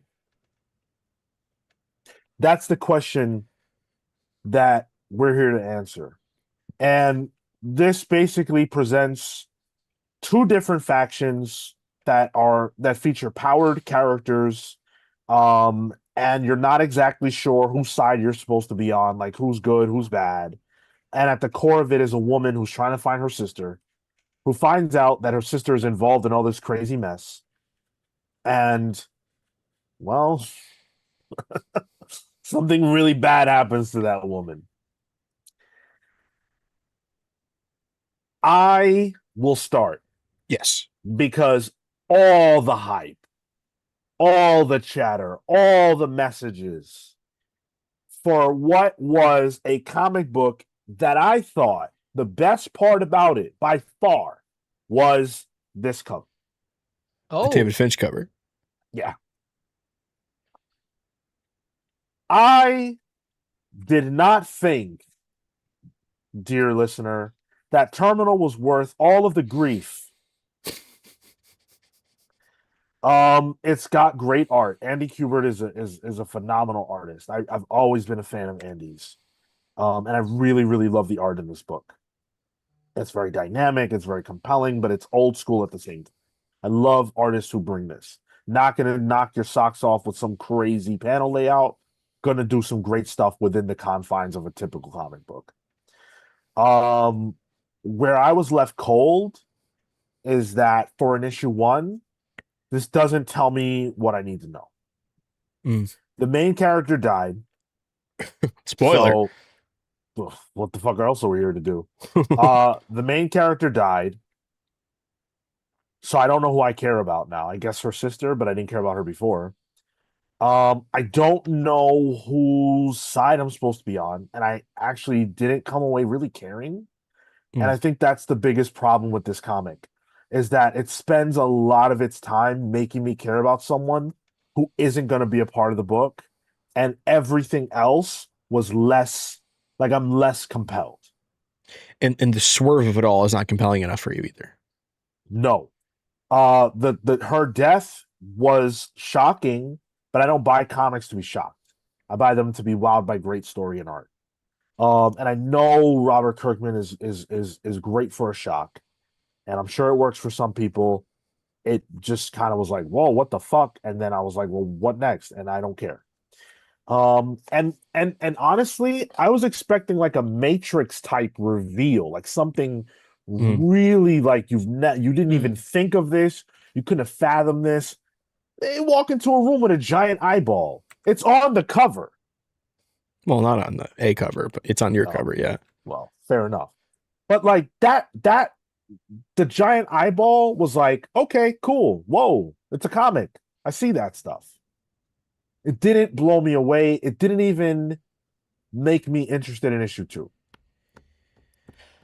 I think the I'm this sorry, I think the point that you made about caring about the conflict was probably the biggest sin for this, because the most we get is the eye tells Marilyn, our mission is for the advancement of human awakening, and our enemies march ever forward.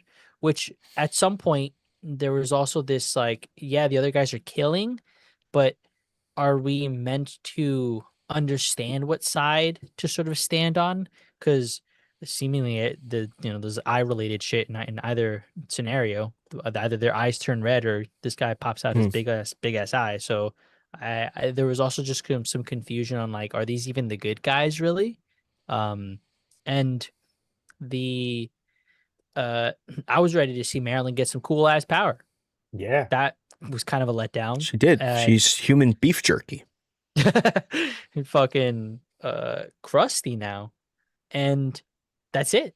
And then it's just fucking the sister, which like, okay, but that was a way to get us to now we're following the real story, but I don't feel like anything really changed, nor did I even feel like that was necessary. I think you could have started at the second to last page where she's paying respect to her sister who didn't pass the test, and then the story continues from there. Yeah, I was not hot on this book either, to be honest. I don't think I was as down on it as Sean was. Like I viewed this, and once we saw the eyeball, I'm like, oh, this is Power Rangers, but dark and a little morally ambiguous. Like this eyeball is Zordon, giving these ragtag group of people superpowers, and now they're fighting against what we perceive as the bad guys, you know. And I was going, okay, cool. It's that through the lens of a '90s Image comic is how I viewed it. And once I kind of like synthesized that thought in my head, I was like, okay, that was fine. It's definitely not. I mean, the fact that it's Kirkman and Joe Casey, it could be one of those things where like the Joe Casey is what didn't really get me, because in terms of like Kirkman number ones, it is probably on the lower end for me. I will probably read 2, but not enthusiastically. More out of a curiosity, if anything. Yeah. Because the number one didn't really blow me away. I thought the Cubert art is great, and I do like they have a plan for it. You know, that I think issue 7 will be Finch drawing until issue Ooh. 10, which is then Art Adams drawing. So like, that's where I'm looking. I'm looking at this from just like an artistic thing, but like I gotta say, like even off the bat, these designs are fucking weird.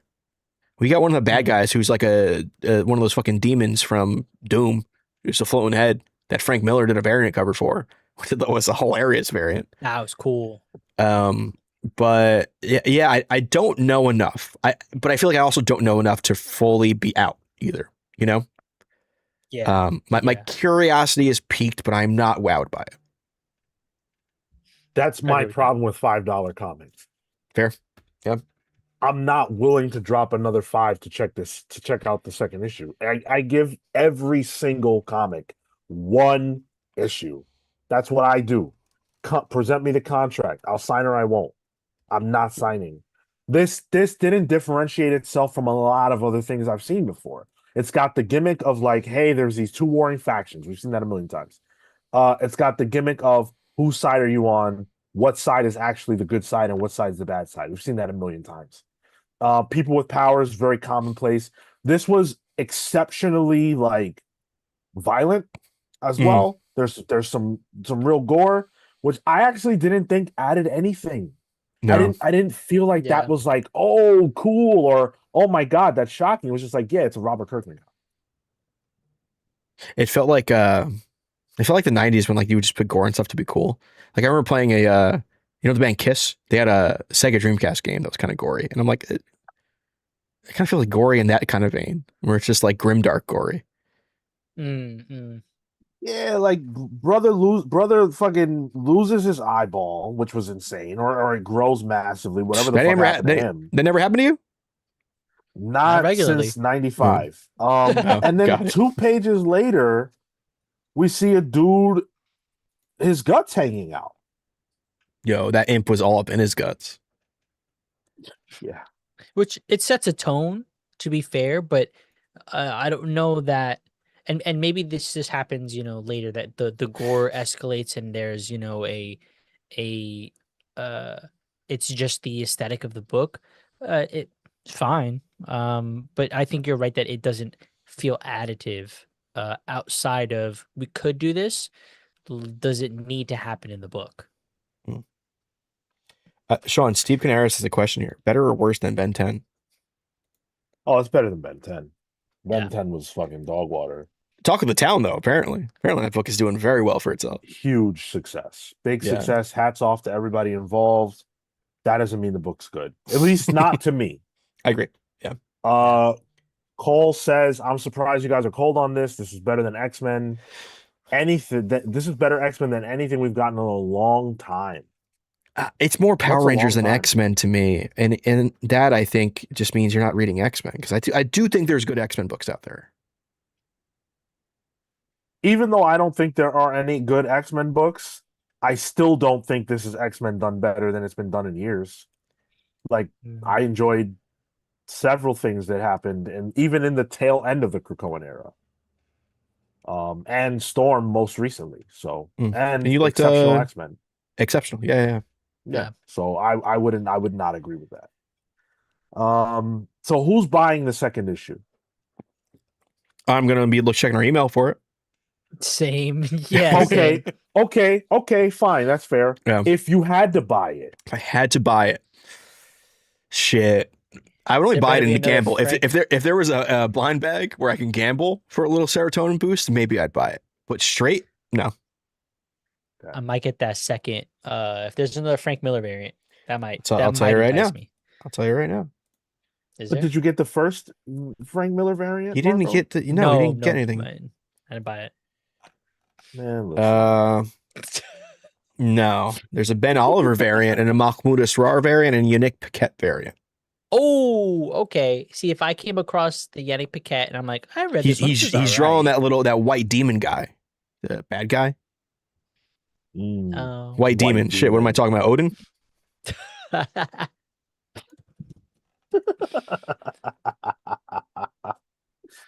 I don't think I'm a big enough Robert Kirkman fan to say, oh, I'm not hot on this issue, but I'm gonna give it the pat. I'm gonna pull it anyway because of the strength of the team. I don't have any care for Joe Casey. Like I'm not specifically interested in Joe Casey. And I don't love Robert enough to think I need to return. The biggest draw for me is Kubert, and art doesn't sell comics for me. So I have to pass. I think like the last Joe Casey book that I really liked. Remember Sex? Yes. That was a good book. Yeah. That was an Image book. That book, I just looked it up. That book went on for 34 fucking issues.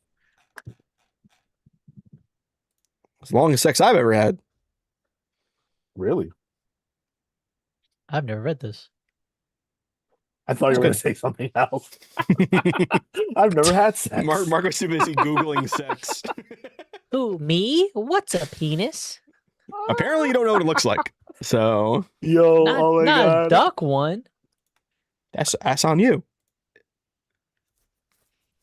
Shalom asks, is it better or worse than Amazing Spider-Man number 31, aka The Talk? It's definitely... Sean, McGinnis art. And fucking Patrick Was Gleason. it? Yeah, Yeah, but they're fucking Gleason. talking. Not the Gleason pages. Yeah, At least this had blood. this had Kubert. I love Gleason and Kubert. I'm gonna go with Terminal. The talk was rude. I will say this week's Amazing Spider-Man is very good. I gotta check that out. Man, It's got our boy Jack-O-Lantern in it, Sean. Fire. Yeah, there's no secret cousin. Like that automatically makes it better in my eyes. Okay, then don't read Amazing Spider-Man this week. Fuck. oh no. I'm so tired of him already. I hope they kill him off. I hope they Sums do up. him. That's your I hope- Paul. I hope they do him like they did Paul, but I hope they do it way sooner. And while they're at it, they should bring Paul back because Paul needs to live. I don't No, think he's don't say that on the internet. I had They a whole week of kill- fighting for myself. Let him No. come for me. I give zero fucks. You love- really Paul are fighting. should I live. love arguing on the internet. And I love when, like, by the time the argument's done, they're like, "Yeah, I was being an ass." That fake. Then they're not. They're harsh. I got multiple people to admit that they were being assholes on Twitter. That I might have a superpower there. Repent. CW Gordon says secret cousin is Chameleon. Really? That's a thought. No, I don't think so. I think he's the Ravager guy, the new one that's coming. Bro, he's Valid. Paul. Bro, he's Paul, dude. You think Ravager's Paul, or you think the secret cousin's Paul? I think the secret cousin's Paul. Yo, All of the a secret. sudden- So you're saying Paul cucked out Peter with Mary Jane and his mom, his mother figure? No, I'm saying that he pretends to be the secret cousin, and then he unveils himself. But it's actually me. Let's get back together, Mary Jane. Tyler, you want to go ahead and read that off? Yeah, Joel Anderson says this is for a future palling around with a 3450 super chat. Very Which is, specific number. I don't know why it's that number 3450. I don't get. But the listeners in the Discord want me to reveal a certain story of an interaction I had with a certain actress. Yeah. Actress. That was probably the most embarrassing moment of my entire life. I've told you guys this story, right? I know this story. Yeah, Yeah, it's I don't literally recall the it. most embarrassing moment of my life. it's brutal. I find it shocking that you are capable of that kind of embarrassment. Oh, Oh, it's half of 69. Neon Knight got it. I get it now. Okay, all right, good Okay. job. Valid. valid. I'll tell the next pound around. Whenever the next one is, the story will be told. Yeah, it's maybe not for GA, you know. It's not for GA, but it's worth the price of admission. Oh, sure. Yeah. And I've told it enough where like it no longer embarrasses me, but I've also learned how to tell the story. So Oh, nice. You've crafted it. we had some other super chats though. Should we get those knocked out too? Sure. We had Prime McManus, Emily saying, "Long time no watch. Here's my fear from the shows for $2. Thanks, Emily." Thank you. And then we had one from GK Reed saying, "Hey pals, I'm behind my weekly reads. Just dropping a quick super chat so Tyler has money for the new McFarlane drops and a jar for Power Girl." Thankfully, I do have the jars. I bought a whole bunch of mason jars recently for syrups. I don't know if I'm what's weird about syrups, Sean? You're making syrup? You never made a syrup before? Like a cinnamon syrup or a simple syrup? Oh, okay. No, I'm thinking not like making a- maple. Yeah, I'm not tapping my local tree. Look, I thought maple syrup was a euphemism. No. Yeah, come on. what's the top? Brutal. Gross. Yeah, no. So, but I don't think I'm gonna get Power Girl. I think right now I'm so checked out on McFarlane toys at this point where I'm only gonna be picking up the ones that I feel scale right. Like I will pick up Absolute Batman. That will be a day one purchase for me. Maybe Wonder Woman as well. Oh, Absolute Wonder Woman. Damn, that might be my first purchase. Like first ever. So the thing is, Mattel has a license for DC figures going forward. This is the last year for McFarlane, so that's why he's putting out all these women that he hasn't made, fucking toys for before. Yo, I would love an absolute Wonder Woman fucking toy, dude. Are you kidding me? It's coming, dude. It's coming. They might be revealing it this weekend, actually. About to buy that. Can I reveal something before we get to your stack, Sean? You can throw these numbers in. Please do. Please do. On Pound Around, the one we just recorded that came out today. I did mention I had some mail. That's right. A friend of the show, Mark Bouchard, who you might be seeing soon, during COVID had a little extra cash, and they bought me a commission from David Lapham, who you might know as the artist Nice. on Stray Bullets, and most recently Good as Dead from Image, which I thought was really, really good.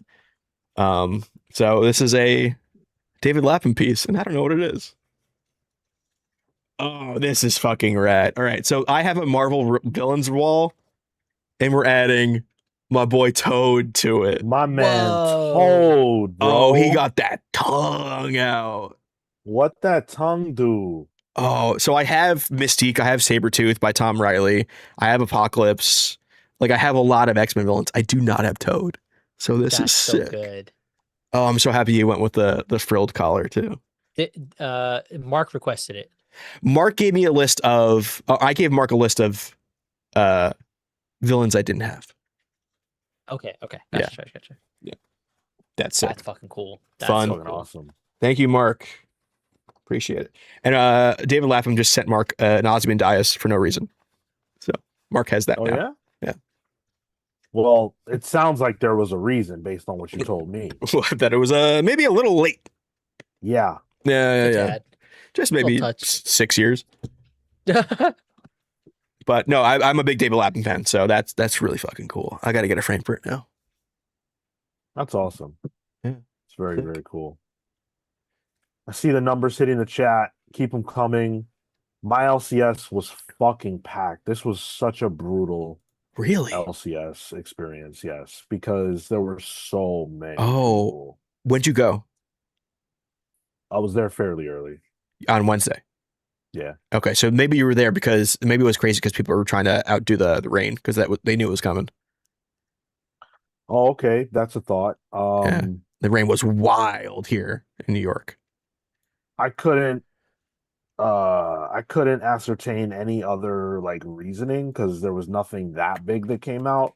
Like Terminal was not a big deal at my shop, at least as far as when I was there. Yeah. There were a lot of copies and it was very easy to get and everything like that. The biggest problem is just, these motherfuckers, I think that they think that they're see-through or that they're like invisible or something because they don't fucking move. You're trying to get your comics and you gotta like be Mr. Fantastic to get around these motherfuckers, man. It's pretty frustrating. But I was able to find everything I wanted, not just for this week. And if you had watched the show last week, I warned listeners this. That's right. When we went to Marco's Mound temporarily. Hey, let's go. Which I like how now that I have both Sean's Stack and Marco's Mound up, I like how Marco's Mound is much smaller than Sean's Stack. Oh, is it? I haven't noticed. I didn't mean Sean. I didn't mean that, but it's funny seeing it side by side. Marco just got the joke. All right. Wait, that's so good. What? Wait, what? So I said Marco is this much smaller than Sean's, and Sean goes, well.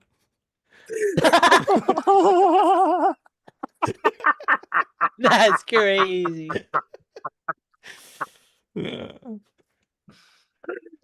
Marco's getting wifed up, all right? He's doing fine. He's doing fine. He's doing fine. He's doing much fine. better than me, dude. You gotta get out of here. We've heard Marco's stories. This is I might have to change the image actually. Yeah, fuck. A few people be redacting their numbers all of a sudden. Of course.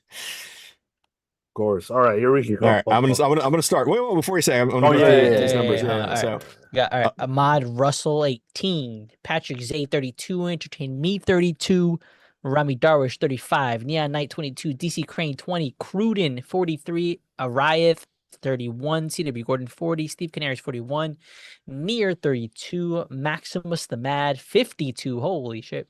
Joel Anderson 20, Skyfish 26, Emily 26 copies of Odin number 3. MD Johnny 19, Willpower Collects 33, Chop Harder Alchemist 19, Hayes had a 52, Izzy's Issues 12, Jeffrey Buck 14, Ted H 31, you're in the running, bud. B Mitch 24, Izzy's Issues 38, Shalom Warburg 32, James Jones 23. People talk about size. Rodimus Prime Rib 39, DC Crane 41. There it is. There it is. Oh, man. Great Devlin at the last minute 13. That number will not win. That I can tell you out the gate. Okay, here we go. Green Lantern 37. Getting the old reach around. Something is Killing the Children, number 49. That's 9. Minotaur, number 1.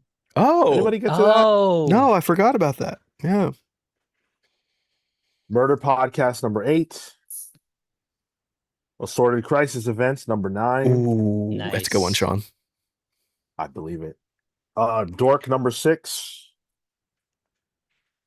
Department of Truth, number 38. Void Rivals, number 32. Battle Beast, number 11. If Destruction Be Our Lot, number 3. Oh, I haven't gotten to that yet. Yeah. JLA Avengers, number 3. I'm still buying these facsimiles. Ooh, that's the Marco's favorite artist, right? This is the Alex Ross variant. Oh. Looks a little different. Amazing Spider-Man 33. Wow, look who's on the back, huh? Hey, wait, yo. wait. Oh, that's a special that they're doing for her. Yeah, Because God forbid they give her a book. literally. $1 Trillion Kid, number 1. Oh, I forgot about that. Yeah, last week. Avengers Armageddon, number 2. I cannot wait to read this, dude. So excited. Okay. Captain America 13. Fantastic Four 14. Jesus. Infernal Hulk 9. Corpse Knight number 4. Don't know why. Have you read issue 1? Yes. Okay. I liked it. That's fine. Then you have a reason. TMNT 300, aka 20. I didn't get a blind bag. Deathstroke number 5.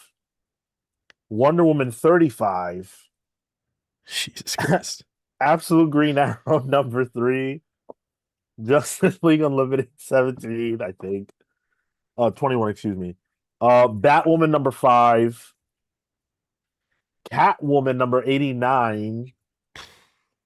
And Three Worlds, Three Moons Foundation number 1. You got it. And I can't wait to read it. That shit has Nick Spencer in it. Are you kidding me? Marco, So, what's that number, brother? That was 26 plus the 7 we read for the show. So that is Woo! 33. Oh, Ted H, you were at 31. So close. Wow. Well, he didn't go over. No, he got it. Yeah, He didn't wins. go over. Hold on. If you got a few 32s, I think I saw 33. Willpowers Collects 33 on the money. Wow. Damn. And now he can get the code for the one Marvel book in that list. Amazing Spider-Man. Wow, dude. Well, hey, you can definitely hit me up for a code if you want it for any of the Marvel books that I bought. Hit me up on Discord. Is that a record week? I think there was a week that was bigger. Back before we had to like call you out and like to kind of chill out. Marco? It's a record week so far. Okay. I think it Alright. is. All Yeah, right. I think the last biggest one might have been 27. I haven't updated this one for 26, but I don't think it's been as big, or at least in a few weeks for it. I've been out.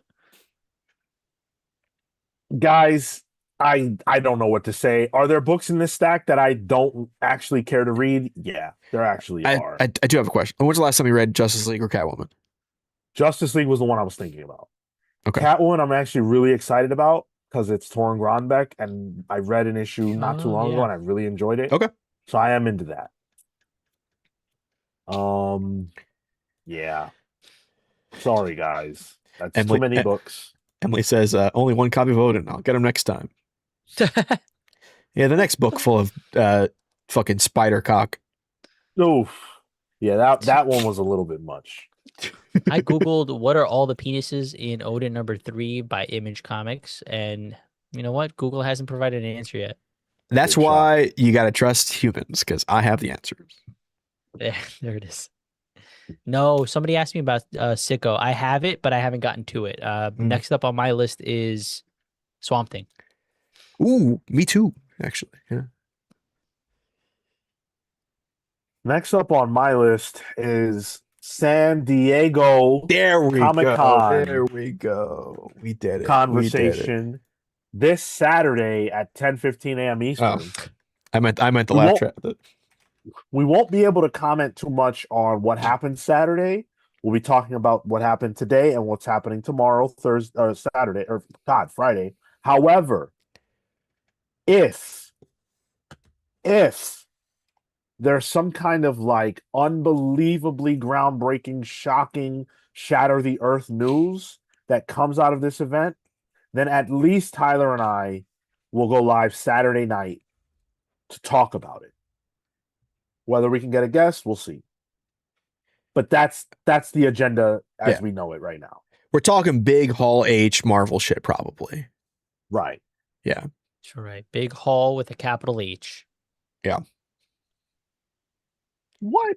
Entertain Me says I said I was going to get the Hellfire Murder Mystery. I don't think I said that. No, I you didn't said want that. no. In fact, you said on Palace Previews that you were going to call it out and explicitly not pick it up. Yeah. Yeah. I don't want that. Before we go, Pat, Sean, before we go, I have a question. Did you like Odyssey? Yeah. I did. It was a really great movie. Okay, cool.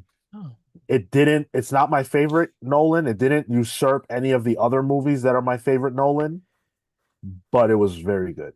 Same. I loved it. Yeah, I think it is up there for Nolan for me. It's weird because like for me up there is like a lot of movies already. Yeah. Like I go, Interstellar, The Dark Knight, Prestige, fucking Batman Begins, Dark Knight Rises, right? Like Oppenheimer's way higher up than I just said. And Odyssey would slot in right after all of those. Okay. Take it you're not a Tenet guy. No, I didn't get that. I don't know if anyone's a Tenet guy. They spent a lot of movie on that movie to say nothing. It was A lot cool of to see money to say Pattinson in a Nolan movie that I understood. Valid. I didn't even remember he was in that movie. Thank you guys so much for watching. Saturday at 10:15 a.m. Eastern, big time stream, San Diego Comic-Con, Yep. all the news. Keep it locked right here for that. Hopefully you enjoyed this. If you did, like the video, subscribe if you're not. Until then, peace, pals.